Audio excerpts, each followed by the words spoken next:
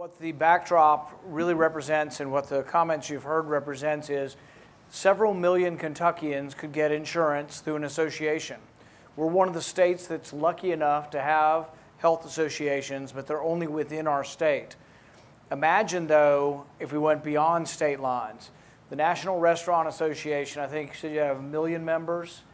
So 1 million members, but imagine how many employees. And these are people who want to get insurance for.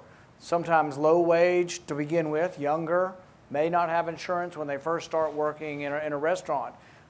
Many can get it, but can you imagine if, let's say, 1 million restaurants, it might be 5 million workers. Can you imagine a health association with 5 million workers going to the insurance company and saying, we want a lower price, we want it to cover pre-existing conditions, we want it to cover, I think there's almost nothing that you couldn't do with the leverage of 5 million. You would be the biggest corporation in the country. You'd be bigger than any of the biggest corporations. But we have some already working here. Here in Louisville, St. Matthews has one I discovered. They have 1,000 people in it in the Chamber of Commerce. But there would be an advantage. It's Cattlemen's or any of these associations that you joined. One of the advantages and perks of membership would be you would be able to get, maybe you get your insurance through it.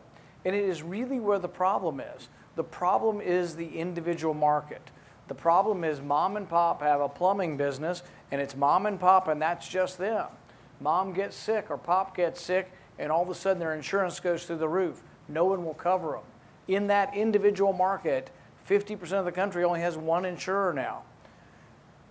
What's great about this situation is it doesn't require a mandate. It requires liberalization of the law. It requires more freedom to let people associate across state lines. But you can imagine all kinds of groups. AARP has 33 million people. Can you imagine the leverage they would have if they were negotiating as a body with the insurance companies?